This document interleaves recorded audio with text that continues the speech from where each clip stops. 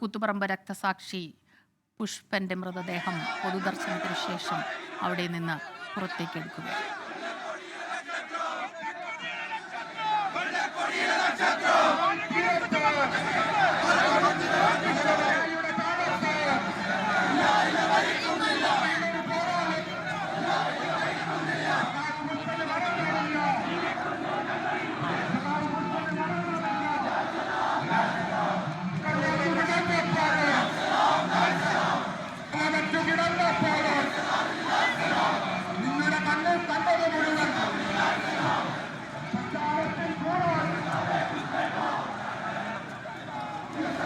ധർമ്മടം ചേരുന്നുണ്ട്. സഖാവ് പുഷ്പൻ അന്ത്യാഞ്ജലി അർപ്പിക്കുകയാണ് പാർട്ടി പ്രവർത്തകർ. തലശ്ശേരി ടൗൺ ഹാളിലെ പൊതുദർശനം അവസാനിച്ചു കഴിഞ്ഞു. ദീപക്,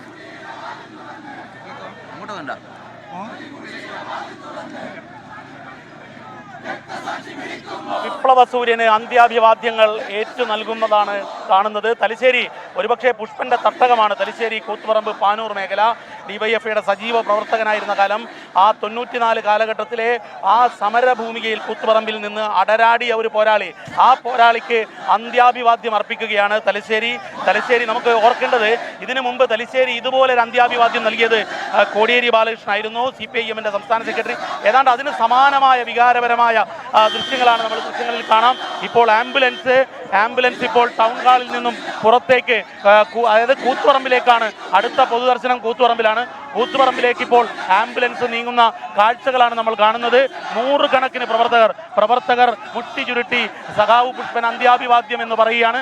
ദൃശ്യങ്ങളിൽ ഇപ്പോൾ കാണാം നമുക്ക്. ദൃശ്യങ്ങളിൽ ഇതാ മൃതദേഹവുമായുള്ള ആംബുലൻസ്, പുഷ്പന്റെ മൃതദേഹവുമായുള്ള ആംബുലൻസ് തലശ്ശേരി ടൗൺ ഹാളിൽ നിന്നും കൂത്തുപറമ്പ് രക്തസാക്ഷി സ്തൂപത്തിനരികിലാണ് അടുത്ത പൊതുദർശനം. ആ പൊതുദർശനത്തിന് വേണ്ടി പോകുന്ന പ്രവർത്തകരുടെ വലിയ നിര നമുക്ക് കാണാം. ജീവിക്കുന്നു ഞങ്ങളിലൂടെ എന്ന് പറഞ്ഞുകൊണ്ട് സഖാക്കൾ മുദ്രാവാക്യം വിളിക്കുന്നത് കാണാം. പുഷ്പൻ അവർക്ക് പ്രിയ സഖാവാണ്. പുഷ്പനെ അറിയാമോ എന്ന പാട്ട് എത്രമാത്രം റീച്ചായിരുന്നു നമുക്കറിയാം. ഒരുപക്ഷെ 94 മുതലുള്ള 30 വർഷം നീണ്ട കാലം സഹനത്തിൻ്റെതായിരുന്നു പുഷ്പന്. പക്ഷേ ഒരു വേളയിലും പുഷ്പന് ഒരു മടുപ്പോ ഏതെങ്കിലും രീതിയിലുള്ള ഒരു പ്രതികരണം ഉണ്ടായിരുന്നില്ല. എല്ലാ സമരങ്ങൾക്കും ആവേശം പകരുന്ന ഒരു സമരനായകനായി തന്നെ പുഷ്പൻ ഉണ്ടായിരുന്നു കഴിഞ്ഞ 30 വർഷക്കാലം എന്നതാണ് എടുത്തു പറയേണ്ടത്. ഒരുപക്ഷെ വിദ്യാർത്ഥി യുവജന സമര ചരിത്രത്തിൽ ഇങ്ങനെയൊരു ജീവിക്കുന്ന രക്തസാക്ഷി ഇന്ത്യയിലില്ലെന്ന് നമുക്ക് ഉറപ്പിച്ചു പറയാൻ സാധിക്കും. അതുകൊണ്ട് തന്നെ പുഷ്പന്റെ സഖാക്കൾ, പ്രവർത്തകർ വലിയ രീതിയിൽ അന്ത്യാഭിവാദ്യം മുട്ടി ചുരുട്ടി വിളിച്ചുകൊണ്ട് ജീവിക്കുന്നു ഞങ്ങളിലൂടെ എന്ന് ആവർത്തിച്ച് പറയുന്ന കാഴ്ചകളാണ്.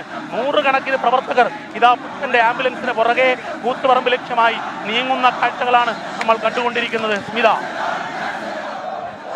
ധർമ്മടമാണ്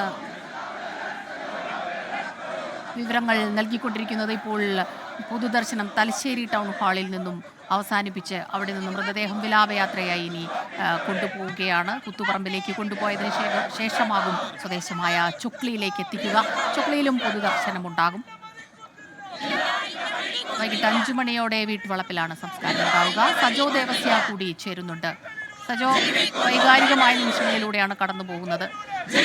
പതിറ്റാണ്ടിന്റെ യാത്രകൾ അവസാനിപ്പിച്ച് മടങ്ങിയിരിക്കുന്ന സഖാവിന് അന്തിമോപചാരം അർപ്പിക്കാൻ നിരവധി പേരെത്തുന്നു. വലിയ ഉച്ചത്തിലുള്ള മുദ്രാവാക്യം വിളികളോടെയാണ് അവസാനമായ ഒരു നോക്ക് കാണാൻ അവർ എത്തിയിരിക്കുന്നത്. ഇനിയിപ്പോഴുള്ള ചടങ്ങുകൾ ഏത് രീതിയിലാണ്? ഇപ്പോൾ തലശ്ശേരി ടൗൺ ഹാളിലെ പൊതുദർശനം അവസാനിച്ചു.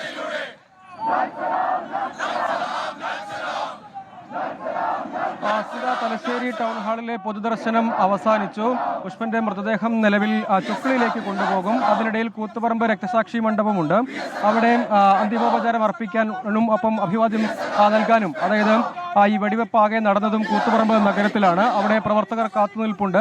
അവർക്ക് കൂടി അന്തിമോപചാരം അർപ്പിക്കാനുള്ള ക്രമീകരണം ഉണ്ടാകും. അതിനുശേഷം ചൊക്ലി രാമവിലാസം സ്കൂളിലേക്കാണ് കൊണ്ടുപോവുക. അവിടെയും പൊതുദർശനമുണ്ട്. അതിനുശേഷം വീട്ടിലേക്കും, പിന്നീട് സംസ്കാരം നടക്കുന്നത് വീടിന് തൊട്ടടുത്ത് തന്നെയുള്ള ബ്രാഞ്ച് ഓഫീസിന് സമീപത്ത് ഭൂമിയിലാണ് സംസ്കാരം ഒരുക്കിയിരിക്കുന്നത്. അവിടെ സംസ്കാര ചടങ്ങ് എന്ന നിലയ്ക്കുമാണ് ക്രമീകരിച്ചിരിക്കുന്നത്.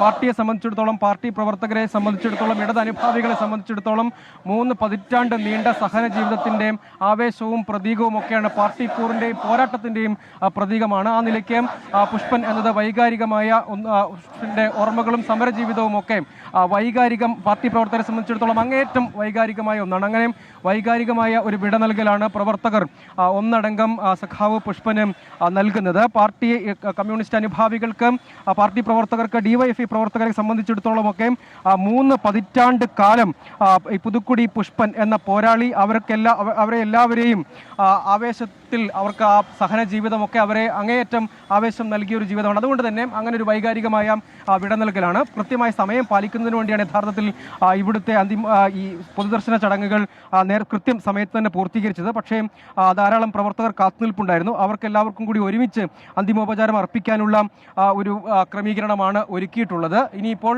വിലാപയാത്രയായി തന്നെ മുന്നോട്ടേക്ക് പോവുക എന്നതാണ്. അങ്ങനെ 24ാമത്തെ വയസ്സിൽ വെടിയേറ്റ് തളർന്നു വീണ ആളാണ് പുഷ്പൻ. അങ്ങനെ ആ പോരാട്ടം പിന്നീട് അങ്ങോട്ടേക്കും അദ്ദേഹം പാർട്ടിയുടെ തണലിലും സംരക്ഷണയിലും ഒക്കെ ആയിരുന്നു. അപ്പോഴും തളർന്നു കിടക്കുമ്പോഴും അചഞ്ചലമായ രാഷ്ട്രീയ നിലപാട് കൊണ്ട്, പോരാട്ട വീര്യം കൊണ്ട്, സഹനം കൊണ്ടോ ഒക്കെ പാർട്ടി പ്രവർത്തകർക്ക് അങ്ങേയറ്റം വികാരവും ആവേശവും ഒക്കെ ആയിരിക്കാൻ കഴിഞ്ഞു. അങ്ങനെ പാർട്ടിയെ സംബന്ധിച്ചിടത്തോളം, CPM-നെ സംബന്ധിച്ചിടത്തോളം, ഇടത് രാഷ്ട്രീയത്തെ സംബന്ധിച്ചിടത്തോളവും ഇത്തരം പോരാട്ട മുഖങ്ങളിൽ പുഷ്പന്റെ അത്രയും വലിയ പ്രതീകങ്ങളില്ല എന്നതാണ്. 5 സഖാക്കൾക്ക് ജീവൻ നഷ്ടമായ സമരമാണ് കൂത്തുപറമ്പിൽ ഡിവൈഎഫ്ഐ അന്ന് സംഘടിപ്പിച്ചത്.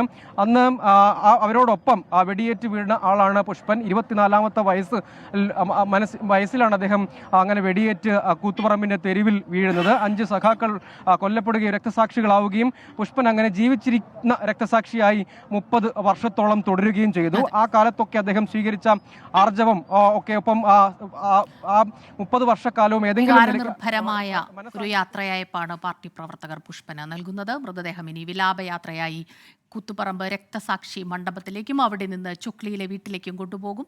പൊതുദർശനത്തിനു ശേഷം വൈകിട്ട് 5 മണിയോടെ വീട്ടുവളപ്പിൽ മൃതദേഹം സംസ്കരിക്കുകയും ചെയ്യും. സജോ ദേവസ്യ വിവരങ്ങൾ നൽകുകയായിരുന്നു.